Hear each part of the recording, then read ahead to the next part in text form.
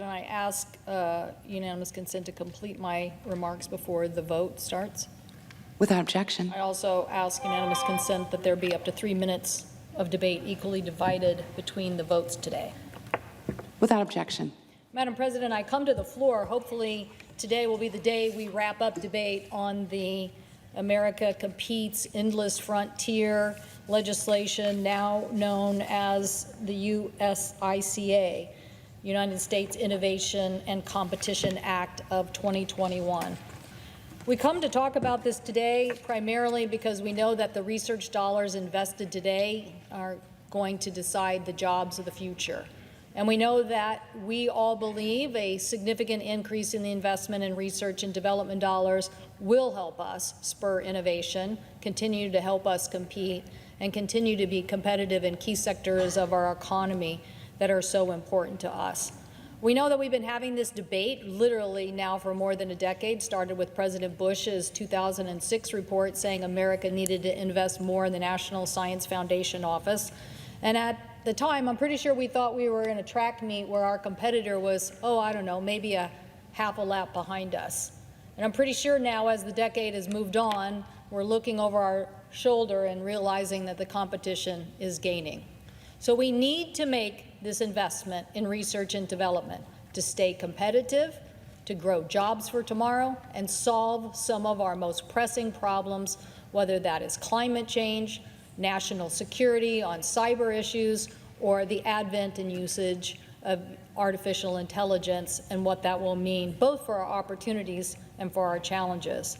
So we are making a renewed commitment to the National Science Foundation. I thank my colleagues again, Senator Schumer and Senator Young, for their innovative legislation. They're telling us a couple of things. They're saying, one, invest more money in research and development. So this bill not only increases the NSF budget, it increases DOE's budget, and Floor Action increased the Defense Authorization Program agency's funding as well by $17.5 billion. So it is saying, yes, basic research is still very important. But it is also saying for the first time, we need to get more out of the research that we do, and we need to have more translational science. That is taking the basic research and applied research and actually using the applications of that in a more robust way so that we can translate more of that into actual science and manufacturing. Why is this so important? Because we know that our competitiveness as a nation is suffering from the fact that people are looking at our own research and development. They're looking at our teachings and our publishings at universities and actually going and implementing this. So we need to do better on tech transfer.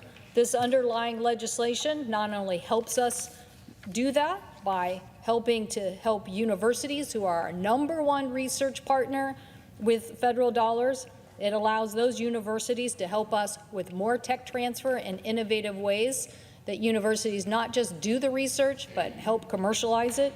It also makes investments in helping them protect the patenting of that critical information, so no longer having that patentable information used in other places around the globe, but actually capitalizing on the jobs here in the United States.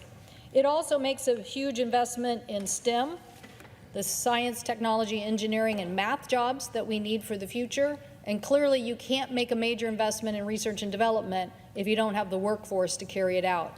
And we need a workforce to carry it out. So this underlying legislation helps us not only diversify our workforce by a major investment in STEM, going from an annual budget of about $1 billion in the year 2020 to about $4 billion a year by 2026. So we are going to get a more diversified STEM workforce with women and minorities participating. And we're also trying to distribute more of our engineering and science capacity around the United States. Our colleagues, Senator Schumer and Young, were adamant that we also look at innovation infrastructure happening in more regional places in the United States where they may not currently have the R&D capability of some of our major institutions. So this legislation promises 20% of the research and investment dollars go to those EPSCoR states established program to stimulate competitive research, an already identified landmark in how we distribute research dollars that tries to grow the regional research infrastructure in more places in the United States. Again, I thank my colleague Senator Wicker for leading the charge on that and helping us make that investment. And it also triples the manufacturing extension partnership program so that we get more out of manufacturing, workforce training, and resiliency of our supply chain for the future. As I mentioned before we left, it also includes an authorization for NASA and the Artemis mission and making sure that we are staying competitive, as Senator Nelson said in a House hearing, on our mission and challenges, as China has made it clear they're going to Mars. We are going back to the moon to ready ourselves to go to Mars, and we think that it too deserves the funding and support to make us competitive. So, Madam President, I think the bottom line here is that we know that American innovation drives the economy of the future. In a lot of ways, in passaging of this legislation today, and just so our colleagues know, we'll have a couple of votes here before we get to a final passage, we really are doing our part. People hopefully will support this legislation enthusiastically, well past a majority of members, because you believe in the history of the United States research and development that we have achieved innovation goals, whether that's what we did with the internet, whether that's what we've done on biosciences, even on some of our issues as it relates to energy. We have achieved big breakthroughs. So today's vote is about investing in that innovation economy of the future. I'm pretty confident because I've met some of these innovators across the United States.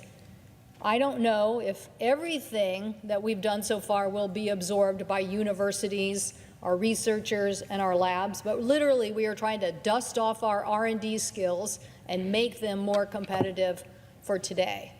I guarantee you, though, these dollars that reach American entrepreneurs, who reach American innovators, they are ready and willing to take up this challenge.